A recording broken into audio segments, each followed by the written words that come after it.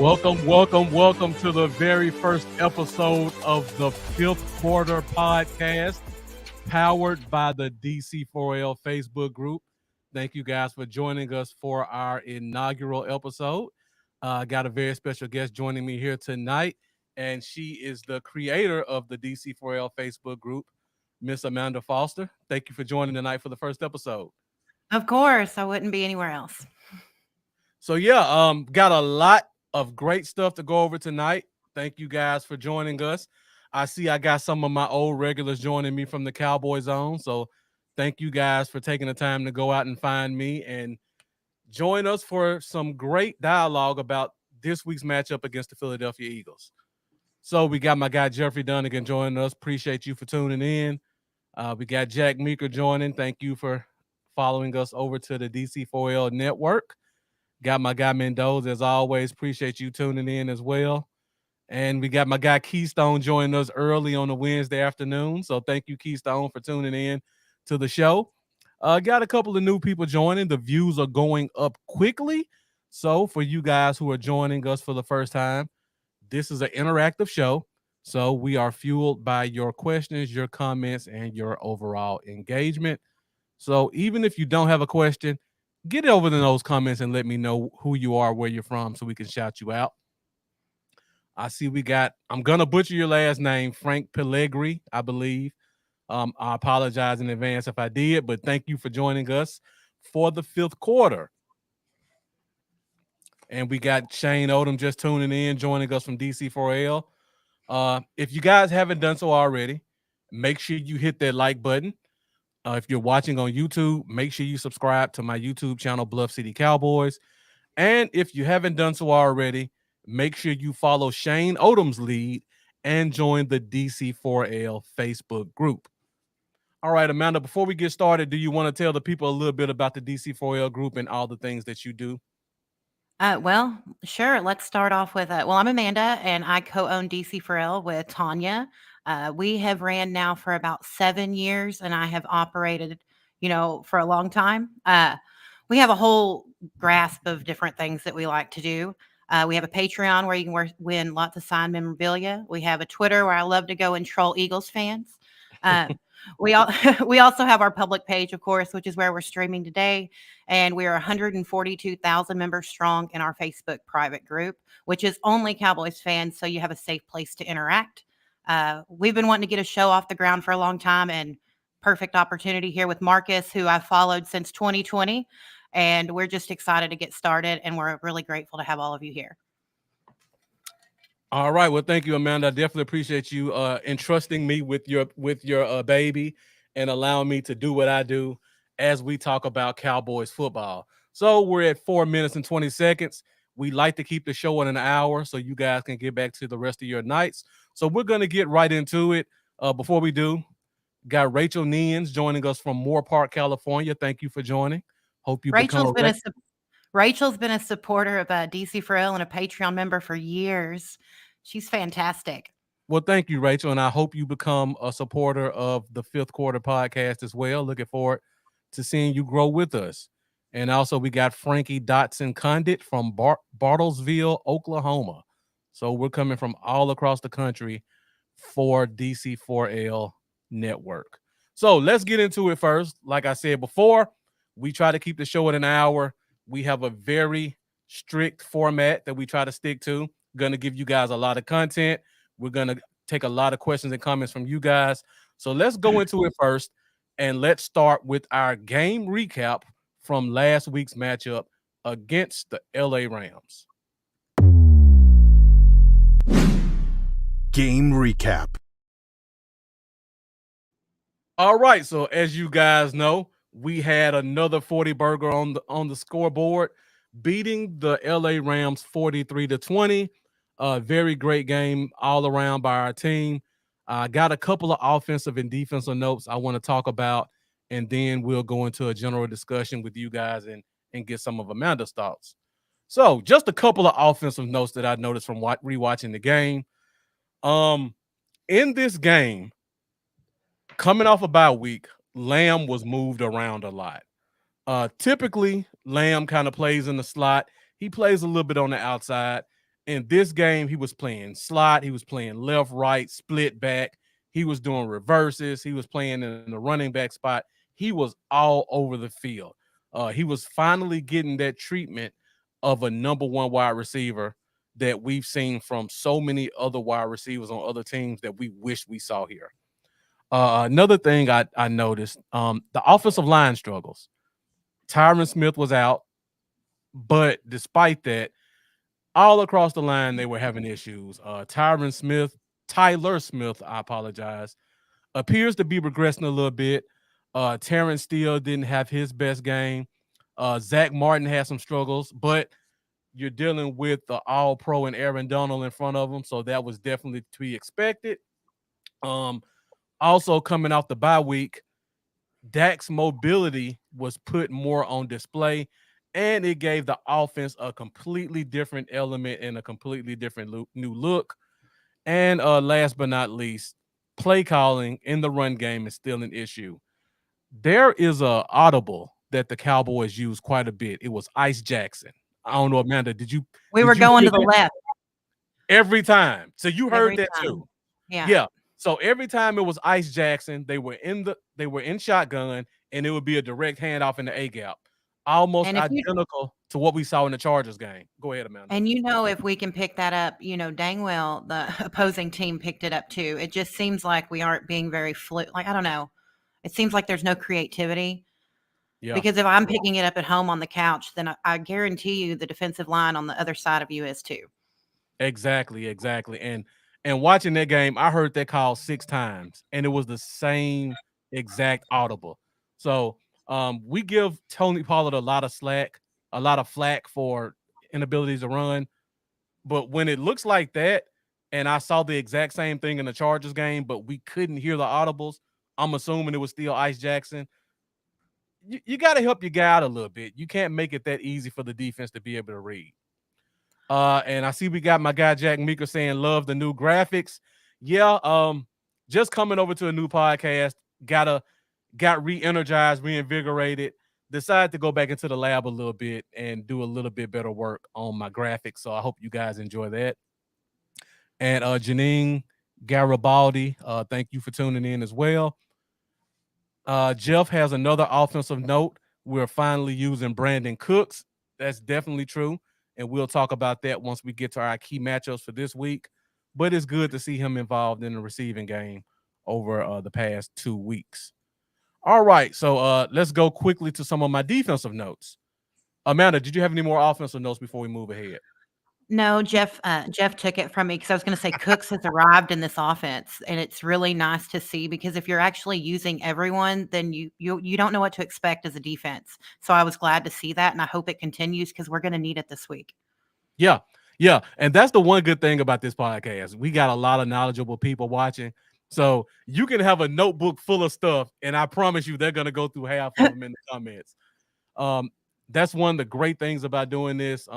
Even if I don't do my homework, which I always try to, I know the comments is always going to do their homework as well. Yeah. Jack Meeker said also only 2 passes to Gallup.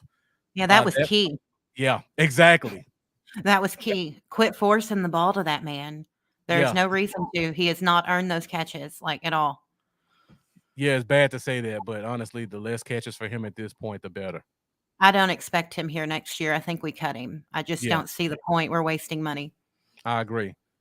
All right, let's get back into it. Talk about some of these defensive notes from this Rams game. And one of them, our linebacker group looks a lot better with a smaller, more athletic group. Go ahead, Amanda. You had a thought. Well, yeah, I was just gonna say that, Marquise Bell is doing phenomenal. He's faster. He's a better athlete than LVE is, and I love LVE, but, he's not as, a agile as the Mhm. younger guys, and those neck injuries, they add up.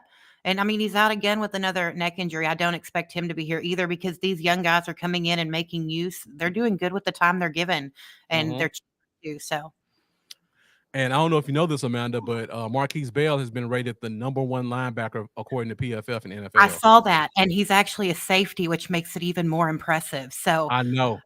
that's pretty fantastic. I'll take it every Right. day and twice on So, Sundays. uh, random off-season question we're probably going to talk about later in the year. 2024, Marquise Bell. Does he stay at linebacker or does he play the J-Run Curse role where they get rid of Curse, save $5 million, which Well, Curse basically plays like a linebacker too, but not officially. I think it's all gonna depend on how Overshone really comes in, and how Mhm, he can he rehabs off that injury. I think that's really gonna be the biggest key to this is what does Overshone look like, in training camp? Is he gonna be the player that we all know and expect him to be? And if he is, that's fantastic. And then that's where I think you can move Bell back to Curse's role, that mhm. hybrid position. So Yeah, that's my expectation. It's all going to depend on how people come back from injury because we're down like pretty significantly in that LB core. So I think that's what yeah. matters the most. I see we got my guy Charlie joining us from Establish the Pass. You will be seeing him quite a bit this season on the fifth quarter, joining me as a host quite a bit. So looking forward to getting his input on some of the comments. I see Keystone's kind of with me, taking on the J-Ron role. My only concern about that, and this is off-season talk, I'll make it quick. J-Ron calls the plays. He's the green dot guy. So that makes Bale's job a lot easier when it comes to playing linebacker. He can really just run and hit, which is what he does well. It's going to be interesting to see when he leaves who takes over that green dot role because having a guy like Curse out there who doesn't leave the field makes it a lot easier on our true linebackers and our hybrid linebackers. I see I got my guy Terry Rudd, who's a Niners fan. He says, Amanda, he's very impressed with your knowledge of the Cowboys. He Oh, and well, I have, thank you. yeah, he and I have a lot of Cowboys conversations. He probably knows more about the Cowboys than some of the people who are actual fans as well. I really enjoy football in general. I'm not one of those just watch the Cowboys. So I've learned quite a bit as I go. So thank you for that. I Yeah. appreciate it.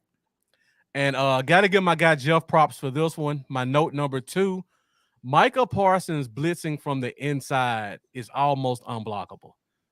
Jeff has been telling me this for the past couple of years. We've kind of agreed to it. But when you put Micah on top of that center and he has that two-way go, you basically have to pick your poison because you have the most athletic player on the field going against easily the least athletic guy on the field who's playing center, who also has to snap the ball, so his reaction time is that much slower. Overall, we got to keep seeing that more. It makes a big difference in the game. Um, Note number 3, the Rams have this vaunted wide receiver core with the addition of Puka Nacua. But these guys are all 4 or 5 guys. They're just ball dominant receivers. You put our corners against guys who aren't fast, and you see elite level corner play from Gilmore as well as Bland. So just something to pay attention to as the season goes forward. Look at the speed of the receivers we start to face. And then this last one, I see my guy, he said Terry is a Cowboy fan. And Jack Meeker said centers can't handle him. I bet even Kelce won't be able to. We'll I talk was about going to that. say something. I was going to say something, but remembered it was coming up. So I Yeah, waited. we'll talk about that when we get You're to the coming, key Jack. matchups. So I'll make sure to note you guys' comments. And then last but not least, Jonathan Hankins. We have to give him his respect. This guy at an advanced age is playing almost 60% of the snaps, and he's doing a great job in terms of run stuffing in that A gap. The difference with him on the field and off is night and day when it comes to the run game. And he's playing a little bit on third down as well, even though he's not giving us any pass rush. He's doing a good job of taking on a couple of guys. Amanda, any other notes you got to add on to the defensive side? Well, I was just going to say Hankins is playing so well. It's almost a shame we took Mozzie in the first, Yeah. Um, I mean, we could have found anyone, it seems like, deeper in the draft for what Hankins is doing because he's taking snaps away from Mozzie. Mm-hmm. It's just the way it is right now. But yeah, he's done really good. He really kind of arrived during the 49ers game with those 2 deflected passes. Hankins did. Like he was the Mm-hmm. unsung hero for me on that game, even though it was abysmal and we got our, butts handed to us. But Hankins is really doing well and he's become a solid piece of that line. Yeah. Yeah. And great comment, Keystone. Oso's also going to be key in this game as well, talking about the Eagles. Jeff Pop giving you a Rangers update, Amanda. So it's 0-0 Thank Rangers. you.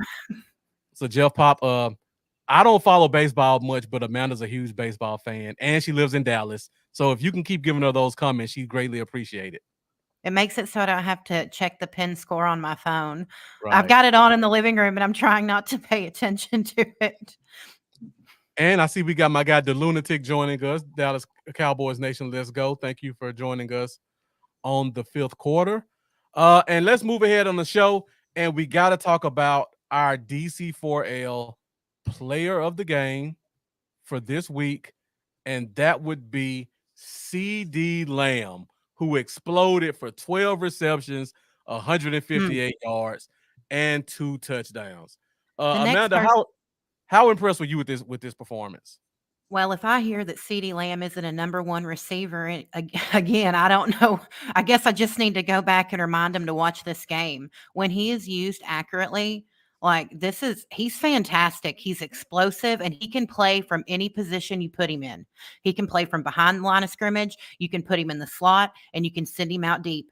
And I think he's pretty quick. I see a few flaws, but his route running has gotten superb. Those little stutter steps that we saw, Mm-hmm. I'm really excited to see how he continues to progress as we move forward. And I'm ready to get him paid because I know he's going to cost a lot, but we need to go ahead and lock it down. Yeah. And like I said before, you looking at some of these highlights, he's playing in the slot, he's playing outside, he's running reverses.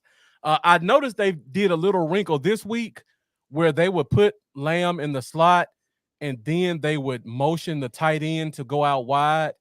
And that allowed Lamb to get lined up one-on-one with safeties and linebackers, which made his overall performance just even more dangerous. And then you also look at like this big touchdown. They started lining him up one-on-one on one side, which we rarely see them do, and just let him work a corner. So they're using him all around the field to to get to get open. And I see I'm getting a little bit of a contention from the fan base here, saying Dak should have been the player of the week, in my opinion. His accuracy was on point. You got to give Dak credit too, but when you got one guy who gets almost half the yards, you gotta give him a special emphasis. But I don't want to take away anything from Dak Prescott. Well, DC4L actually voted. The group voted for both of them. It was a pretty even split. And each week we update per the fans' request of who is the player of the game, and we update our cover photo. So they're both on there this week. But CD did have, as an individual, probably the better performance. Not that Dak wasn't fantastic, because he really silenced a lot of people this week. He did. He really, really made people be quiet. There's very, very few people saying anything, and that's the ones that are going to be outspoken, even if he won a Super Bowl. So I do say that CD was the individual stats better, but Dak did do good. And we are giving him his flowers. There's no shade from us. We promise. Not at all. And for you guys that follow me, you already kind of know from my old podcast, I have an unwritten rule that I don't talk about Dak Prescott in public because the fan base just goes left or right with it. So that's another reason I didn't say Dak Prescott, because you just never know what direction the comments will go once you bring his name up. I can tell you the way it usually goes. Yeah. We all know how it usually goes. I see we got Dominique Graham joining us. Looks like a new name. So hope you continue to join us on the fifth quarter podcast. Saying Dak Welcome. played a clean game, but we need more of the same this week. All right, so we're at 20 minutes. We're going to keep the show moving forward. But before we do, didn't get a chance to say this at the beginning of the show, but because it's the first episode, we are doing giveaways this week. So, Amanda, do you want to tell them a little bit about the giveaways that we're going to do as the show So we progresses? Sure. So we have two. The first one is I'll go ahead and tell you what the first one is. It is a signed 16 by 20 of Jay Novacek photo. It's fantastic. It'll be shipped right to you. So you can just contact me or Marcus at DC4L, and we'll make sure we get that out your way. And the second one, at the end of the show, you want to stick around for. It is an autographed mystery jersey. And I can't tell you what it is. You just have to win to find out. But the more people that show up every week, the more stuff we'll give away. I'm a big believer, and I want to get memorabilia in fans' hands. I just think that's really awesome. It's something that means a lot to me. It's a big reason we started our Patreon. It's not something that people can just go out usually and grab every day. And we do this for the fans. We built the group by fans and we do it for the fans. So we're always going to make sure y'all are getting everything you want. Okay. We're going to do our best to keep bringing all these prizes and y'all just keep coming back and watching. Jeff Pop says it better be Aikman. You'll find out in a few minutes. And to let you guys know, one of the reasons I decided to come over and do this podcast is because of the love I have for the fan base and the guys that support me. I'm unable to provide you guys with prizes and things like that on my own, but knowing that Amanda has the resources to make those available made my decision a lot more easier to be able to reward you guys for all that you do to uplift me and to keep me going in my podcast journey. Jeff just got his game room, so he says he needs some more stuff. I see we got my guy Justin Paul joining us. Thank you for joining. So Amanda, how do you want to do this? You want to do it 30 minutes and an hour, or you want to do one right Sure. now?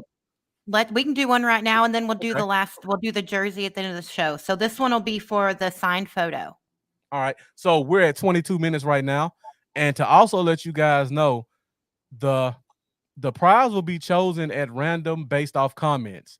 So that gives you guys even more reason to leave questions, comments, and feedback, because we're going to do a randomizer that's going to choose a person based off of their comments. So I see we got Ireneo Garibay joining us. Thank you for joining. And we also, Jeff Pop asked the question, what's your podcast link? Well, Jeff, if you're a part of the DC4L group, it's going to be posted every week on the fan page. And you can always find me on YouTube at Bluff City Cowboys if you want to subscribe to my channel as well. The Lunatic, who's always very giving on other podcasts, he says, if you need a co-sponsor, let me know. I watch a lot of podcasts and I've seen him kind of pop in. He gives away great prizes as well. So, go ahead. He can reach out to me. Go ahead and message me on we'll work something out. Please reach out.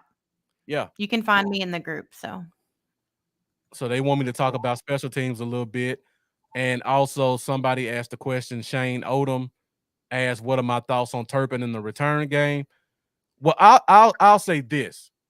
Not only has Turpin been well, you have to go back to a guy we forget about, Nashawn Wright. Nashawn Wright has been out the past couple of weeks, but he's our gunner. And that's probably the most important position on our punt and punt return team, gunner jammer. Having him back opens up things on the outside that allows Turpin to break that first tackle of the guy who's usually the first guy down the field.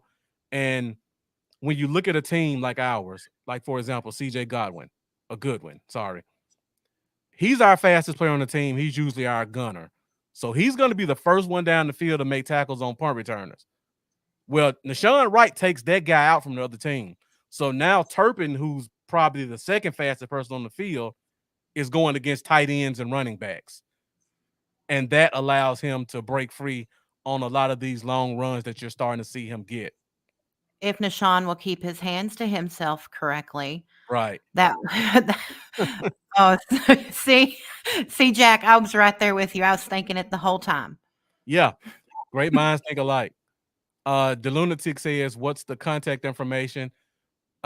We'll get with you after the show, the Lunatic. Just message myself, Marcus D. Jones on Facebook, or Bluff City Cowboys, or contact Amanda Foster, and we'll get with you later. I see the show bringing in some other fans. We got Grandizer 12 joining us. He's a Rams fan. He joined us last week for our Rams episode where we talked about that game. So thank you for coming back and watching. Sorry for the loss that you had last week, but we appreciate you joining us on the fifth quarter. All right, so guys, first episode, bear with us. It's 1-0, Amanda, so you can cheer a little bit. This is our first time trying this out, so hopefully we don't have any kinks. But let's do our first giveaway, and I'm going to press this button, and it's going to choose a name at random, and that's how we'll choose who wins. So far, there's been 20 different people to leave a post. So if you want a chance to get that jersey next, make sure you keep on putting in those comments. This is for you said Jay Novacek? Yes. Signed photo. Okay, so let's do draw and let's see what happens. And the winner is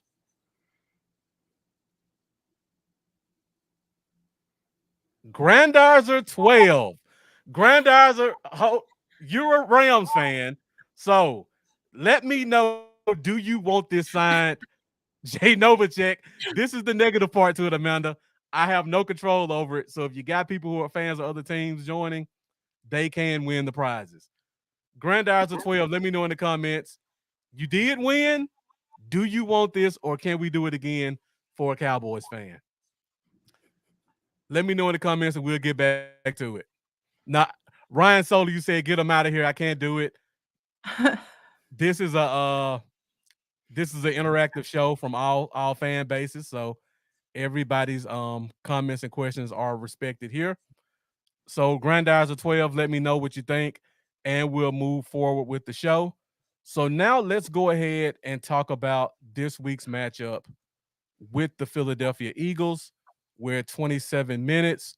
So let's go into um, some of the stats that we can look for in this game. Week 9 matchup. Our scoring offenses, as you guys can see, are fairly similar. And Grandizer being a stand-up guy saying, I love Novacek too, but I can give it to a Cowboys faithful. Thank you, Thank you, Grandizer. I appreciate Grandizer. that. So we're gonna do another drawing after we talk about this, and hopefully one of you Cowboys fans gets it. I see we got my guy Marlon joining us, a New Orleans Saints fan. So getting a lot of different fan bases joining us here. So thank you guys for tuning in. So first of all, scoring offense, we're almost identical. But you go to the next two stats, that's where it gets a little bit tricky. Our scoring defense, we are under 20 points a game, which is third best in the league. And the Eagles are at 21 and a half, which ranks in the high teens. And a lot of that has to do with that turnover differential. As you can see, Dallas is +6. The Eagles are -3. So for those of you who don't know what turnover differential means, that means our defense has taken away this many turnovers. Our offense has given away this many. If you take the average, if it's plus, that means your defense is doing its job and causing more turnovers than your offense is creating. And if it's the other way around, that means your offense is giving that ball away quite a bit. Amanda, any thoughts about any of these statistics on the screen? Not particularly there. My biggest concern, just looking at the numbers in general, is I do not want to play a game of catch up because this team has proven that they cannot come back from behind. We haven't seen it yet this season, and that's my biggest concern is we can't let the Eagles get out in front of us.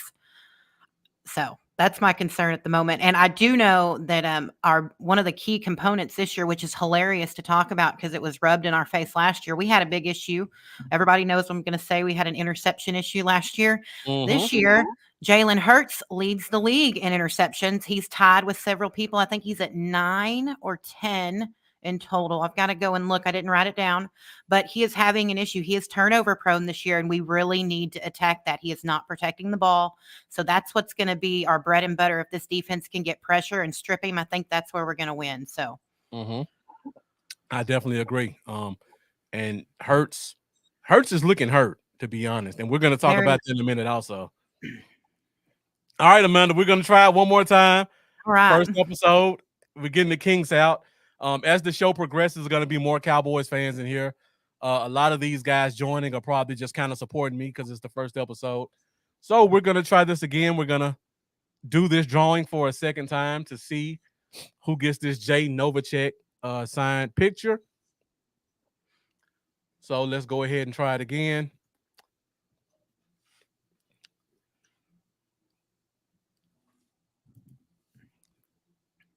It better not, as I said, it better not be Terry Rudd. All right, so Charlie Moffitt with Establish the Pass. You win the Jay Novacek signed picture. I have Charlie's information, so and he knows how to contact me too. Yeah. So yeah, Charlie, congrats, make sure Charlie. you contact her. All right, so you guys see this is completely fair, completely random. We don't choose who does it. So congratulations, Charlie, for winning the Jay Novacek autograph picture. And guys, make sure you keep leaving those comments because we will be giving away a jersey at the end of this week's episode. So let's go to another segment of the show that we love to do, and that is to talk about some of the key matchups in this week's game against the Philadelphia Eagles. Key matchups.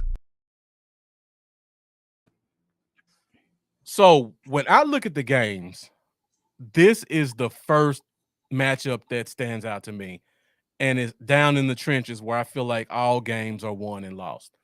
And we may Jalen, get lucky. yeah, we may get lucky on this one that Jalen Carter won't play, but their D tackles are all very good in the run and pass game. Very athletic people. Yeah. Yeah. They're fantastic.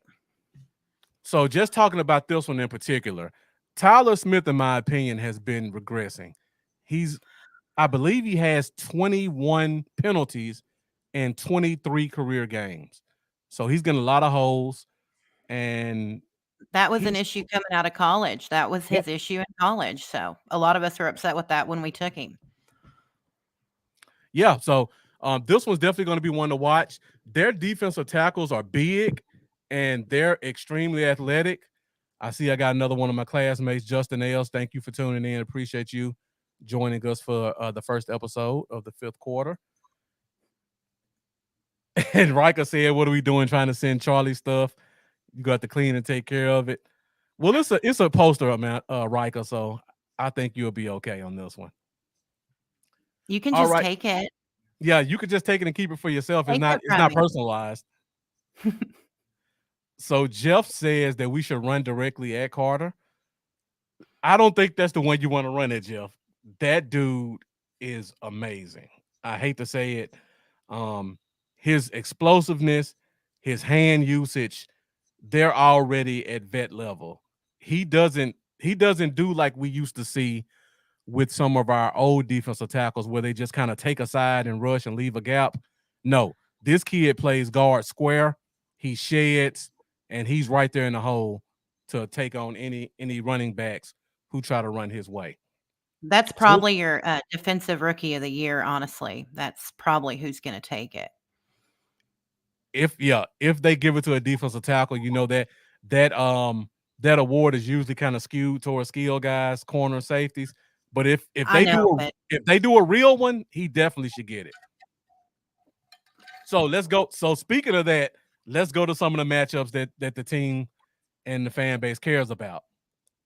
This is the matchup to watch.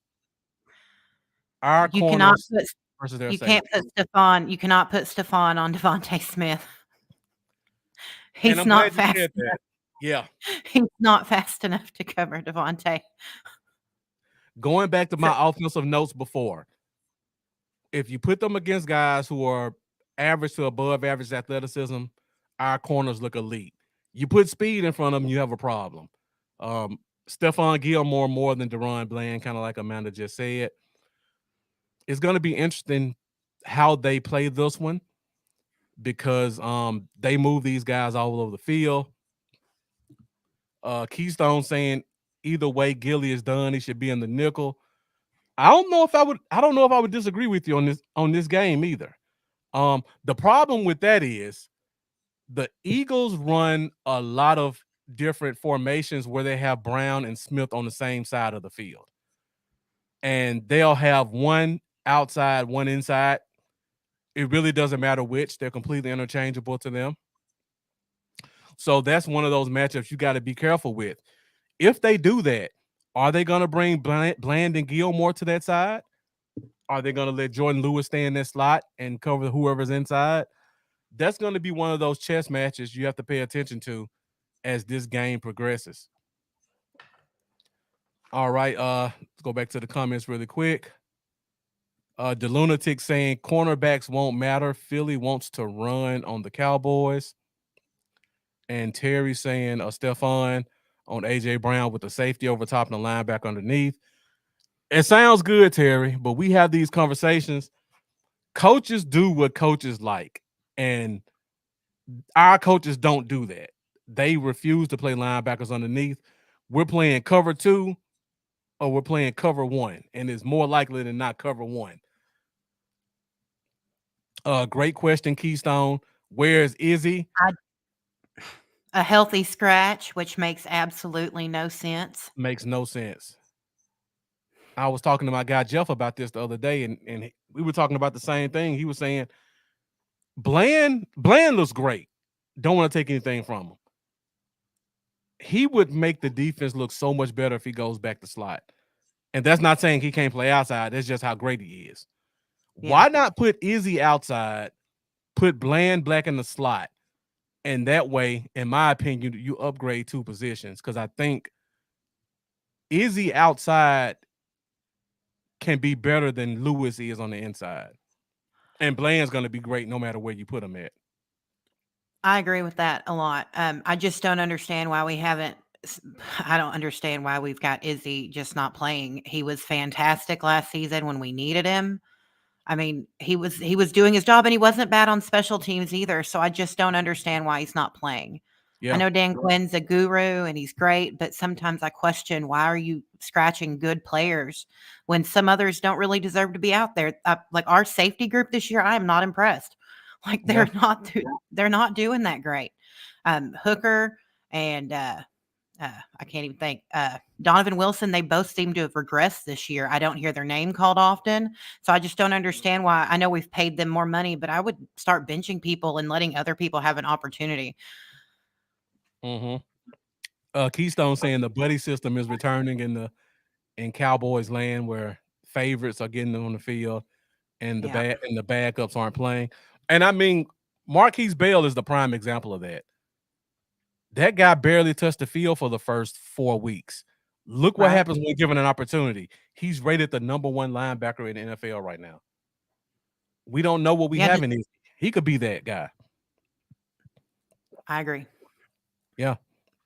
Jeff Pop saying he thinks Wilson is just not healthy. That's debatable. I think it's more they're giving him more pass coverage responsibilities because he got more money, but injuries could play a part in it as well. And Jack Meeker saying that's why he was annoyed we didn't pull the trigger on one of the DBs in trade, even though we knew. That's a good point also. And if we have time, we'll come back to that at the end of the show. But the comments started coming in quick, and we got a lot of content to cover, so I had to kind of skip over that one. And I see my guy Grandizer saying hit the like to show support. So follow Grandizer's lead, guys, if you haven't done so already. Make sure you hit that like button. Make sure you hit that subscribe button. And also make sure you hit that bell so that you can be updated for future episodes of the Fifth Quarter Podcast. All right, so let's keep going on with the show. We talked about our corners versus their receivers. Let's talk about the other way around, and that is our receivers versus their corners. And I only put 2 receivers up here because these are the only 2 of significance at this point, and that's Brandon Cooks and CeeDee Lamb versus Darius Slay and James Bradberry. Manny, you got any comments about this matchup? So Darius Slay in week 2 let JJ get 88 yards. In week 4, he let Terry McLaurin get 90. And I'm pretty sure they're going to put him on CeeDee. I mean, that doesn't make any sense for them to put Bradberry on CeeDee. I think he'd be burnt toast. I don't think that he is capable of covering CeeDee to the extent that Darius is, and he's got the experience as well. So I really expect CeeDee to do well, but I think Cooks is going to potentially have a bigger game because Slay is the better corner. So that's my thought process. But Darius does give up yards. I mean, I can show you multiple things, but he has not let anyone get over 100 yards either. Such an obscure stat, but I was looking at it last night. No one's gotten over 100 yards on him. So I'd like to see CeeDee do it first, just so I can rub it in my friends' faces. Yeah. But it's a division rivalry. I think it'll be good. So yeah. So I see this topic is bringing a lot of comments out. So Jack Meeker saying the second and third DV's been me at the trash. CeeDee on Bradberry. Watching CeeDee last week, you're gonna see him probably line up. Now, I've watched 4 games this week. This week of the Eagles. it's hard to get a good feel of what we're going to see this week because of this reason. Number one, their safety play has just been terrible, Yes, it has. and they've had to play a lot of zone, like more than I think they want to play. So we haven't really got a chance to see their corners play how we expect them to play. I haven't seen Slay follow any top receivers. I mean, he's No. played Garrett Wilson, Terry McLaurin. I'm sorry, man. Go ahead. Oh, I was gonna say he followed Cedric with the Dolphins. I Yep. mean, it was just very awkward. I mean, I've seen him, like I said, with JJ and Terry, but that's really it. They're not sticking him on studs, but Yeah. I expect him to be on CD this week. Yeah.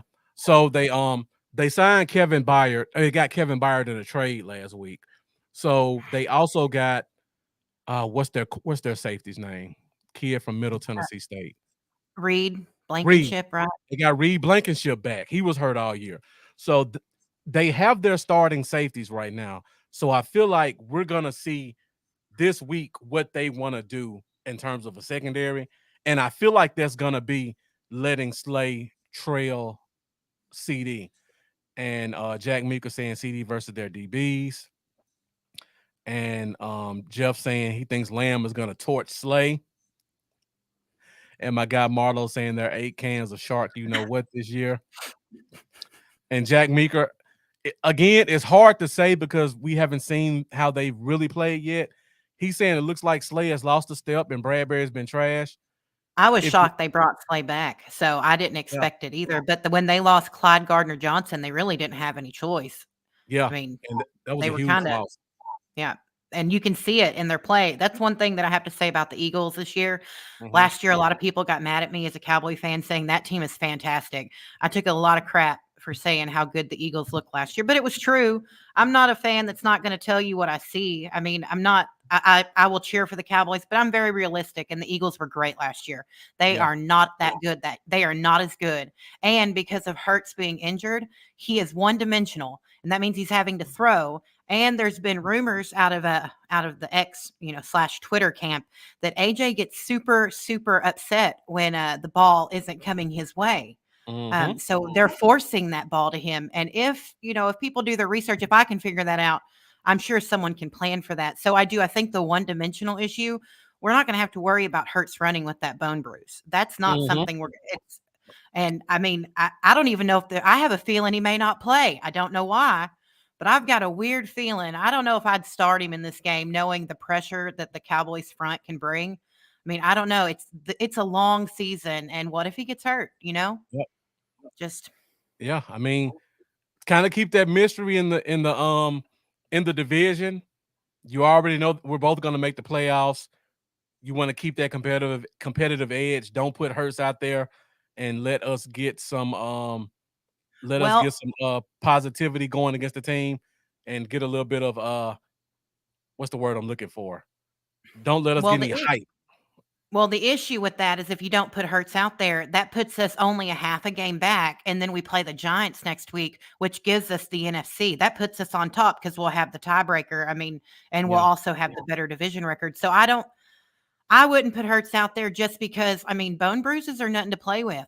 I mean, it could easily get worse. So we'll see. I mean, I think just like with the Jalen Carter injury, I mean, as a Cowboys fan, it would be nice if if Jalen Carter didn't play, but we'll see because our line's struggling. So we're going to have to see really what the injury report looks like on Friday to get a good idea of what's going to be the best way to attack them. Yeah. And Keystone, you were one of the ones that told me about Reed Blankenship also. So kudos to you. You're always on top of it when it comes to draft guys. Jeff saying he doesn't think any of their corners can hold our receivers. 100% agree with that. Both of their corners are giving up bottom third in receptions this year, and they're in the middle of the pack in terms of targets. So they're giving up a lot in their secondary. I feel like it could be a little bit because of the safety play, but we're going to find out this week because Kevin Byard's a talented veteran who can help right the ship in that secondary group. Ryan Solo asked a great question, saying it's upsetting to see Gallup have so many targets and not be productive. Has he been unlucky or performing poorly? We paid him off of a 400-yard season. We cut the guy that was close to 1,000 yards and paid Gallup on 470 something, I think is what he had that year. Yeah. We should have never paid Michael Gallup money. He was good. He had great, but the flashy plays are what stands out, it seems like, to Jerry on occasion. So he got paid off of those few flashy plays, those few flashy plays. Say that 10 times fast. And I think that's really it. I just don't think Gallup was ever that good. I hate to say that. I mean, he's the number 3. That's Yeah. what he is. And he benefited off of having Amari on that team. That's what made Michael look better. Yep. And there's nothing wrong with being a number 3 receiver, Nope. but just treat him like one.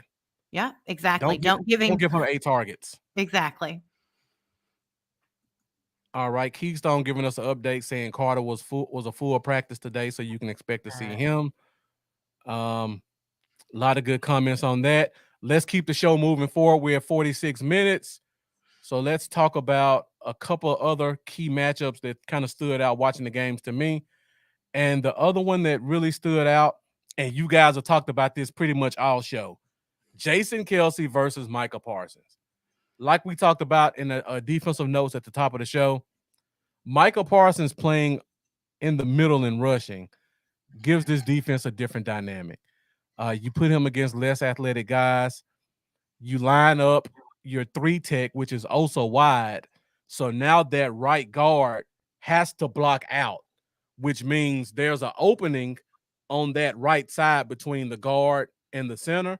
So now if the center overplays that right side to fill that gap, Micah's going to shoot the left and split that double team between the left guard.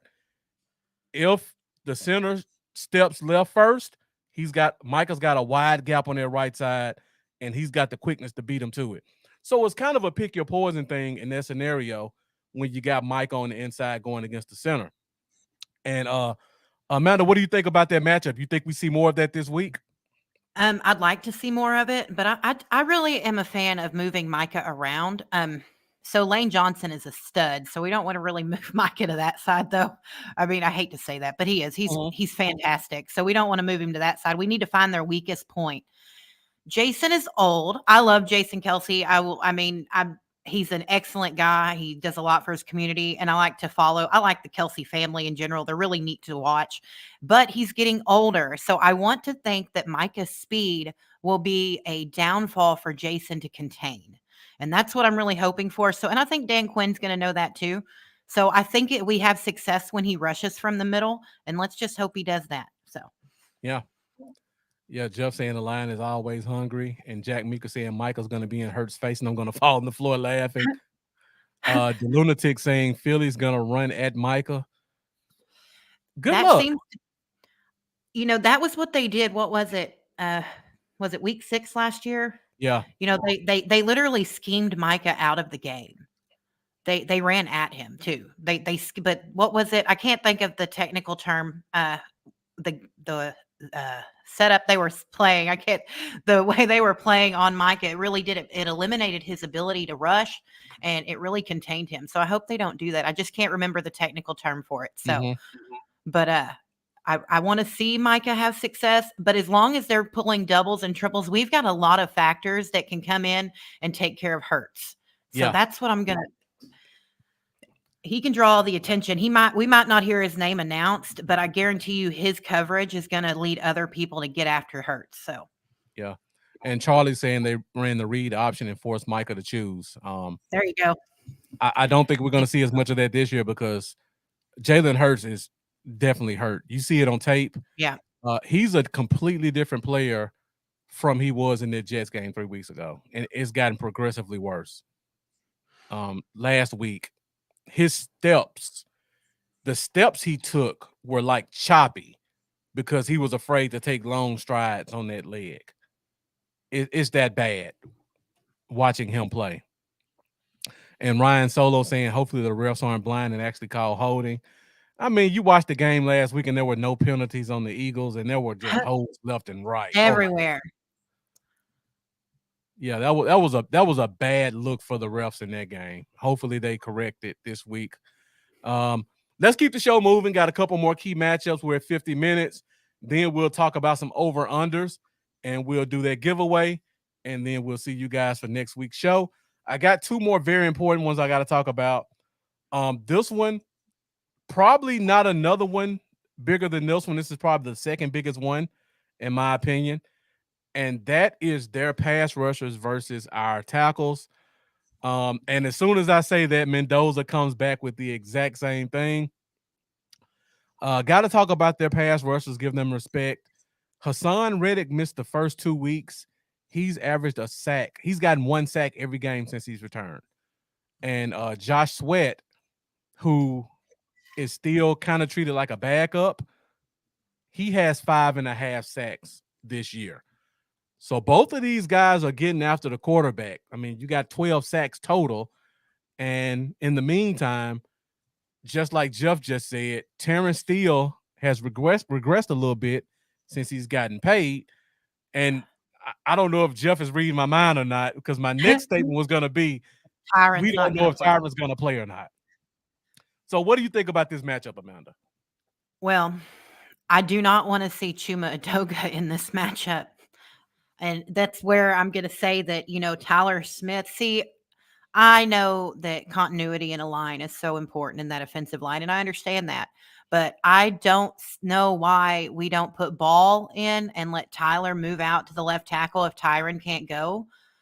I just worry. I hope that resting him paid off, but the issue is he had a procedure. McCarthy said I think on Monday or Tuesday, he had a procedure. So I've got to hope that it's just, that stinger's ready. And it was reported that, Tyron wanted to go against the Rams, but they held him out. So hopefully the rest, puts him in, because even though, the best ability is availability, and everybody knows that, but Tyron is still, he's not elite like he used to be, but he's still one of the best in the game when he's playing. So I hope we see him, because I think it's important, and I think that's going to keep Dak from, being on his bottom quite a bit, because they have an excellent pass rush in Philly. They do. They have an excellent pass rush, and so I hope we can, with the way the line's struggling, I worry, but hopefully Tyron can go, and, everybody on our team seems to rise to the occasion, and I have specific notes I'll mention here in a second on that, but we seem to always rise to the occasion against Philly. I really hope that we see that again on Sunday. Yeah, and then also you look at it, we talk about the edges. We talked about the defensive tackles earlier. I mean, their defensive tackles aren't doing you any favors. Your guards are not able to help with those tackles, so they're legitimately on an island with these two athletic pass rushers, and there may not be a better pass rusher in the NFL outside of Micah Parsons than Hassan Reddick. I know us as Cowboys fans kind of go back and forth with the Eagles fans about that. Hassan Reddick deserves his respect. He's a very athletic pass rusher on that edge. Ireneo Garibay saying Smith has to play the entire game. Him being healthy is important, definitely for this game. Jeff making a great point. That first year from an ACL injury is always kind of rough. So Terrence Steele is still probably recovering from that. And Jeff Pop coming in with some harsh reality, saying our line is not good. Let's be real. We have ignored it for a while. I don't know if we've ignored it. I just think what we have hasn't stepped up to our expectations, because we've definitely tried to make additions to help the line out. I mean, our center, our guard, the tackle we just re-signed, we've been drafting heavily in the past 3 years with guys who can't stay healthy and can't touch the field. So they've thrown resources at it. It hasn't been ignored. It's just not up to our expectations. Well, they should have never taken Luke Schoonmaker in the second, and they should have taken Osiris Torrance. And then, we'd have a little bit, some reliable backups, I guess. Yeah. I'm not over that yet, because so far Luke's not doing anything to really own up to, the second round pick. So Charlie says Myles Garrett wants to talk to me. I don't want to disrespect Myles Garrett either, but I just want to give Hassan Reddick his due respect as a speedy pass rusher. He has a lot of Micah traits, and I know a lot of our fans hate to admit that, because we just think Micah's the greatest thing ever put on pads. All right, I got one more matchup I want to talk about. We're at 55 minutes. We're still going to get out of here a little bit over an hour. keep those comments coming because we are going to give away a jersey in a few minutes, and your comments are what's going to give you the chance to get entered into that drawing. The last one we talked about, and we brought this name up a little bit, Marquise Bell versus DeAndre Smith. Update, bases loaded, top of the 8th, 1 out for you, Amanda. Thank you. So I talked about this earlier in the show. They like to put Smith and Brown on one side. Almost every time that they do that, DeAndre Swift either runs to the opposite side as a rusher or he runs a route to the opposite side. And it's normally him lined up with a linebacker. DeAndre Swift averages about 4 to 5 receptions a game. And a lot of those come from this very formation I just talked about. So Marquise Bell is going to be very important in helping try to shut down DeAndre Smith in the running game. Well, I feel better about having about him that? do it. Yeah. I feel better about having him than LVE. I think Bell's the better athlete, so I'm excited to see it. I think he can contain him, but we're gonna have to because DeAndre he's not a okay. He has a past full of injuries, and that's kept him off the field a lot. But he's not bad, and he can get up and go. I think there was a game he had 170 yards. I can't remember which week it was, Yeah. but it was insane watching him run. So he's still got it. So hopefully Bell can contain that. That may have been the Lions game. That was Minnesota. Was it Minnesota? It was that Minnesota game where they just kept running the same play. That was his breakout game because Gainwell was the starter until that point. Can't really give it back to Gainwell at that point. No, can you can't. So hopefully, and Mendoza saying this will be a fun matchup. I think we're going to find out whether or not Bell is the number 1 rated linebacker because they use Swift a lot in the running and the passing game. So he's definitely going to get tested by DeAndre Swift in this game. The Lunatic asked the question, will our thumper, Rashad Evans, play against Philly? In my opinion, that comes down to who they bring up from the practice squad and who's inactive. So we just got to wait and see how we look on game day to see if they feel like they need another position more. And the way Bell is playing, you may not need a linebacker right now. And plus we got one-way Thomas returning from injury as well, who fills in that linebacker spot also. All right, so that is my last key matchup. I mean, we could talk about key matchups all day, but I just tried to focus on the ones that I felt were the most important in this game. And I'm sure you guys probably have a bunch of them in the comments that you could talk about as well. And Jeff says word is that Evans will play, so we'll definitely see about that. All right, Amanda, so we are down to our last segment of the show, and that is over under. Do you want to do the giveaway now? Do you want to save it for the very end? We can do I have one thing I want to say to Cowboys fans that are worried about this game, okay? Go ahead. So I did some research, and I don't know if everyone knows, but Dak is 3-1 against Philly at home. He averages 272 yards. He's 19 touchdowns to 8 interceptions over his career with 3 rushing touchdowns. And in his last 3 starts, it's 11 touchdowns to 1 interception against Philly. He has a 68% completion rate, and he's technically 8-2. But 8-3 is the it's the casual. Dak owns Philly. So if you're worried about anything, and we worry about, seeing the same thing at every, what we saw last week, we want it to, revert to this week because that's our biggest issue is consistency. The Cowboys right now, we never know what team is going to step out on that field. So I just want to say to Cowboys fans that are, worried because you look at, Philly's record and we all know what's going on. Philly has been in a ton of close games.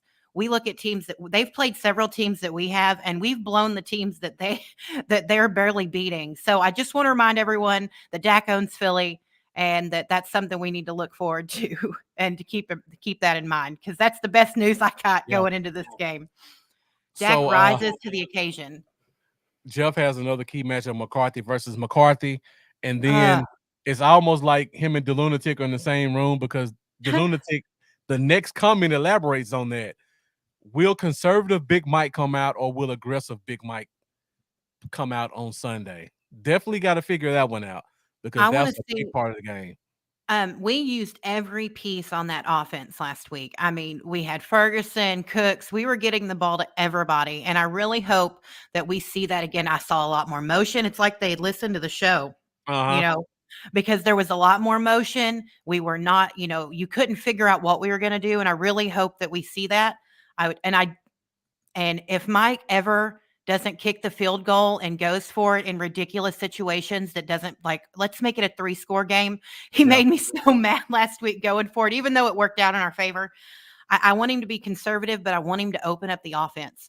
And I think that it all starts with, him trusting Dak and letting him do his thing. We all know Dak's record there. So it just, Yeah. And Charlie going to bigger emphasis. The biggest key to the game is his play calling. Will he call it like he has the past 2 weeks? Will Dak continue to be more mobile in the pocket? Will they allow him to be more mobile in the pocket? Is another question.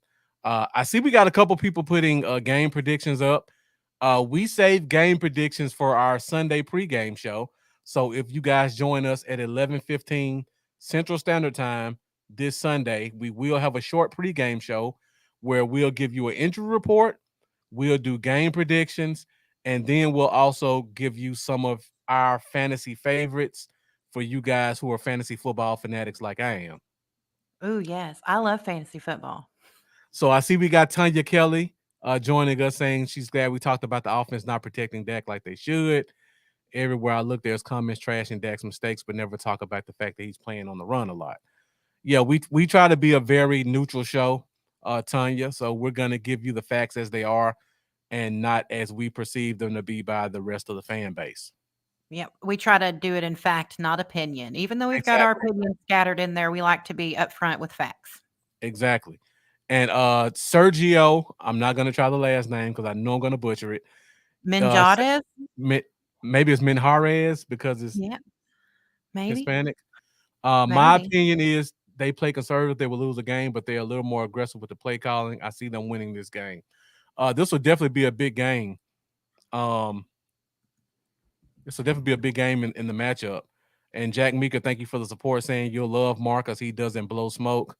Yeah, I do a lot of research. I take great pride in that, and I try to give you guys my input from what I see without putting my personal preferences into my perceptions. Now, every once in a while in the off season, I will go off on a guy who I don't think should get a chance to play or should get more, but during the regular season, I try to keep it strictly to what I see on the all 22. All right, I see we got a lot of people going back to Mike McCarthy saying he plays conservative. Saying also that he'll win this game as well. All right, so 103. We should be out of here in the next 10 minutes. Let's go to the last segment of the show. And remember, guys, this is an interactive show. So your questions and comments are imperative to fueling the fifth quarter podcast. So keep them coming. And this last segment, we want to hear you guys more than any others because it is over under where I will give you guys a statistic and I want to know if you think that player will go over or under that stat. And remember, your comments do go towards entering into the drawing for the jersey coming up in a few minutes. So, last segment of the show, over under. Let's get to it. Over under. All right. So normally in my over unders, I have one player, but because of this game, I had to put two players into a couple of them. This first over under goes to the running back position. Tony Pollard has not been performing statistically as well as we would like, but he has shown flashes here or there. And on the opposite side of that, DeAndre Swift has been playing amazing. But since that Cardinals game, our run defense has really been locking up running backs. So over under 50 yards rushing for either or both running backs. If you think it's over, tell me which one you think it is. If you think it's under, we know you think both of them will go under. If you think both of them will go over 50 rushing yards, let us know in the comments. Let us know what you think. Amanda, what you got for us? Okay. I've got Tony. I have him right around 50 yards. Uh-huh. So I'm going to go even on Tony, but I think DeAndre is going to get around 65, and it's only going to come in a big run. I think he's going to break off one big run, and then we're going to lock him up. So that's my prediction. Over for DeAndre and even for Tony. Okay. I just have so much respect for that defensive line. I can't say over for Pollard. And I'm kind of with Jeff. Swift won't be running. So, I mean, Hurts won't be running. So I think they're going to rely heavily on Swift. I think it's going to be a competitive game. So they will stick to the ground game.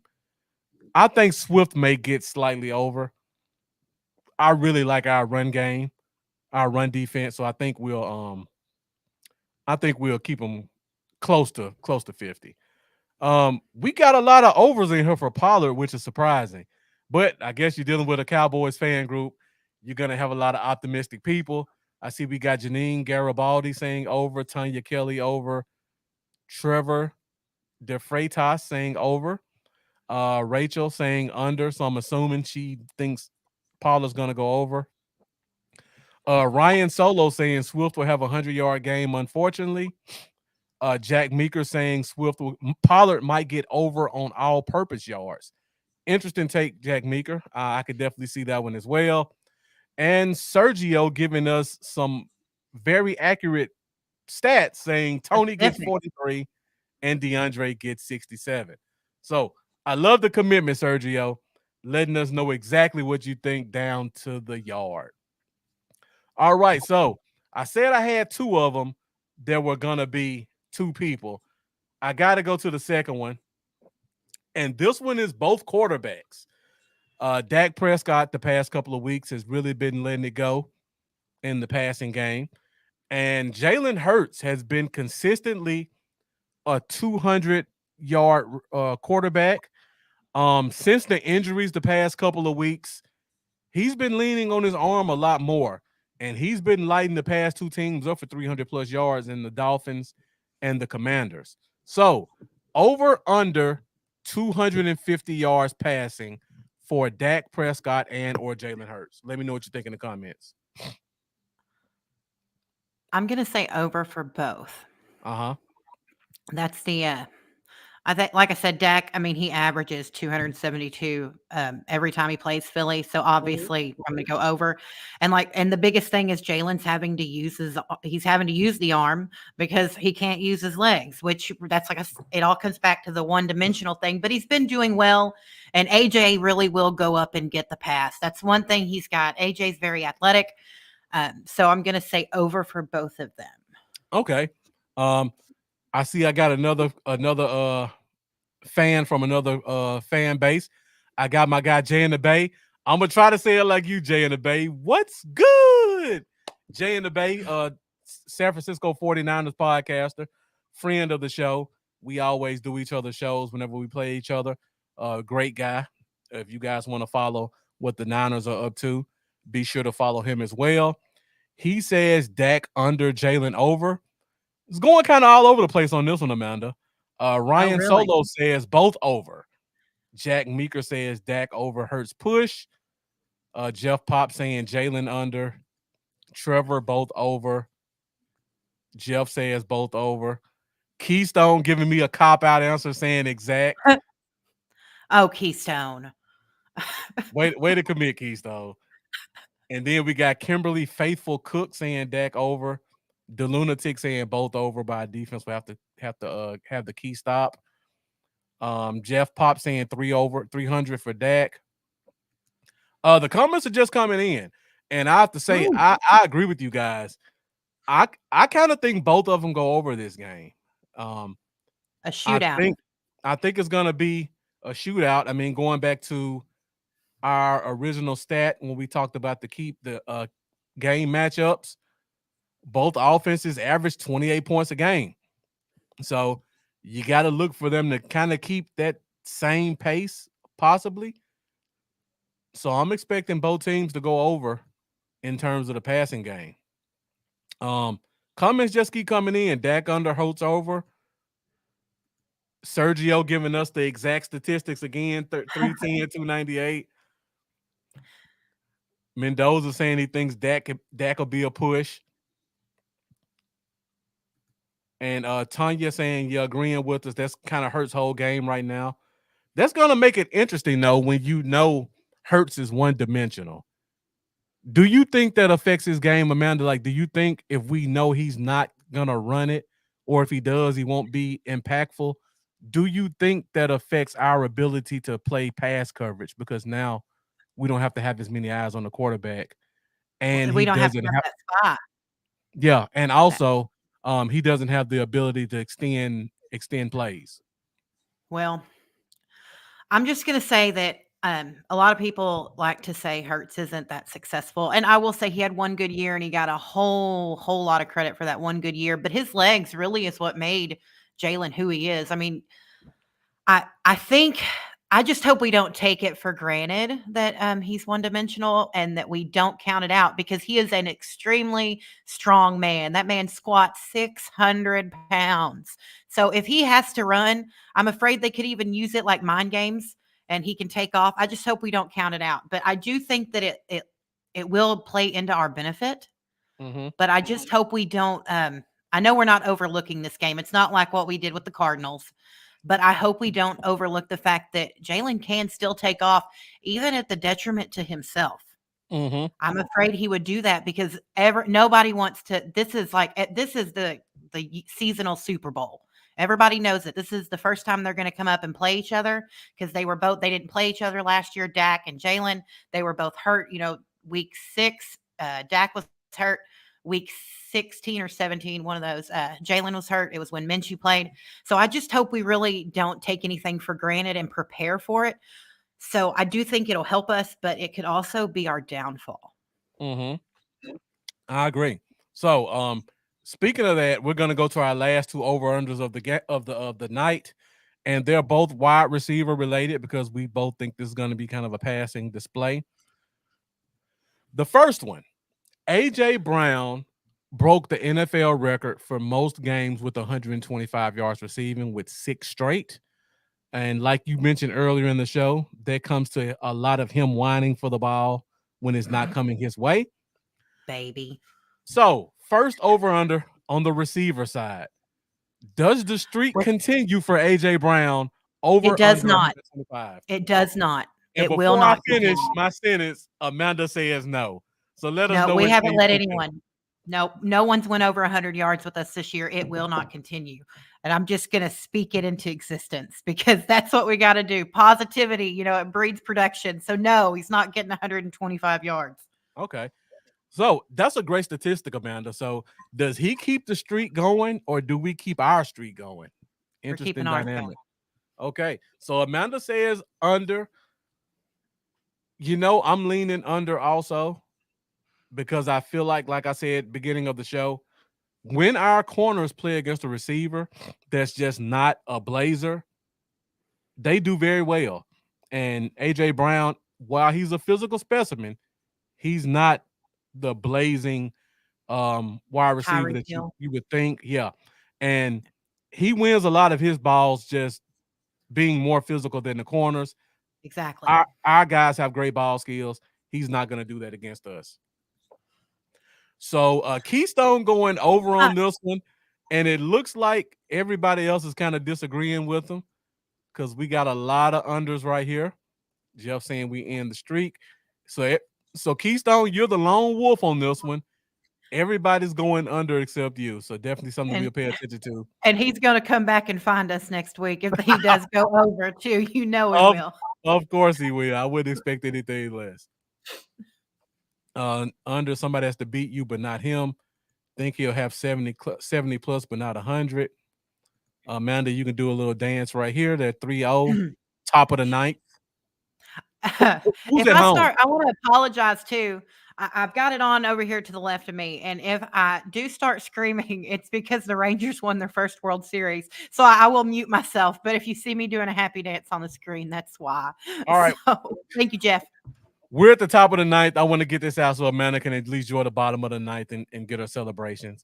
Last over under of the night, CeeDee Lamb who's had a resurgence the past couple of weeks, over under 100 receiving yards for CD Lamb. Let me know what you guys think in the comments.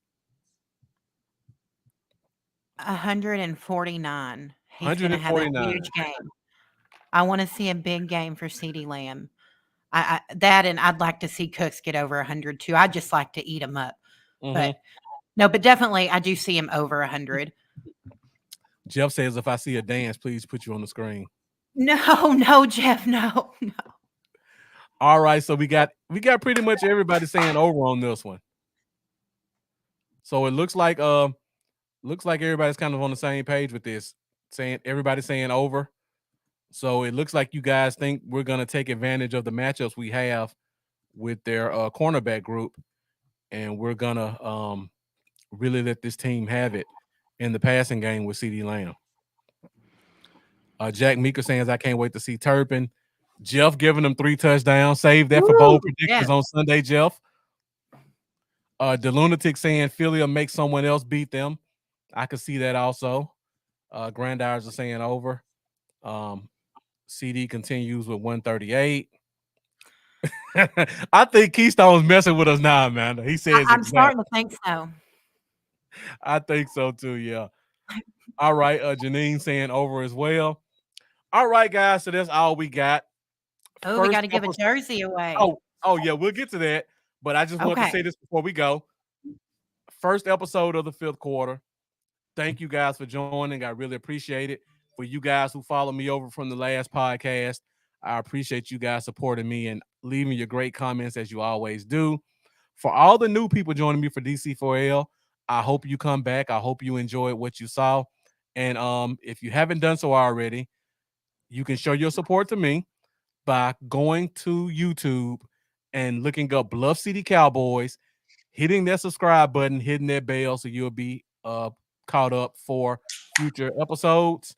And you can also hit that like button so that you can support this podcast. Also, the more our algorithm shows, the more people will see this, and the bigger we can grow the 5th quarter podcast nation. So thank you guys. I really appreciate it. And for you Rangers fans, it's now 5-0 at the top of the 9th. So 2-run home run. Yeah, I see that. Yes. All right. So before Amanda does a backflip out of her chair, let's go ahead and get the last segment of the show. And that is going to be the giveaway. Now, I'm going to give a caveat because we got a lot of fans from other fan bases out here. This is at random. If we choose your name, we're going to do it again because we want to make sure that a Cowboy fan gets this jersey. So Jay in the Bay, Grandizer, Terry Rudd, Marlon, the guys I know who support me, who aren't Cowboys fans. If your name comes up, unfortunately, we're going to have to do it again. So let's go back to it again, and let's see who is going to be the winner of this jersey. So, Amanda, before we do this, do you want to let the people know what jersey this is going to be? I do not. It is a complete mystery. Okay, so are you gonna tell after we pull, or are you gonna just wait until? So no, when you get it, when you get your jersey, if you'll post it into DC4L or message me and let me know you got it, so I can take a picture with it or hold it up. I would like to use your photo, and I want to show people what all you're winning, but I want to keep it a secret. Every time we do a jersey, I'm going to try to keep it a mystery. We'll do 2 prizes every time, one for the beginning of the show and one for the end.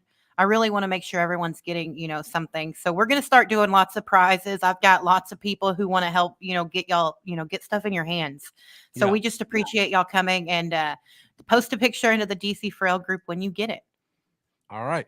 So don't you guys get too spoiled. We're not doing giveaways every week. So if you guys want to come back and just hear me talk about Cowboys football, please come back and join us. And if you haven't done so already, make sure you go to the DC4L Facebook group. Have a lot of great dialogues that go on throughout the week. And there's also giveaways and prizes given away in that group as well. Very great part of Cowboys Nation that needs to be supported. Make sure you guys continue to follow DC4L. How many people do you have in the group right now, Amanda? 142.7 thousand, I think. We're almost to 142,700. 143. And then the public Facebook page is almost to 30,000 followers.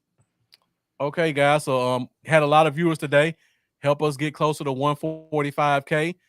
Go to DC4L Facebook group, hit that button, and join in on the conversation. So now, without any further ado, we're going to do another drawing to see who gets this signed jersey.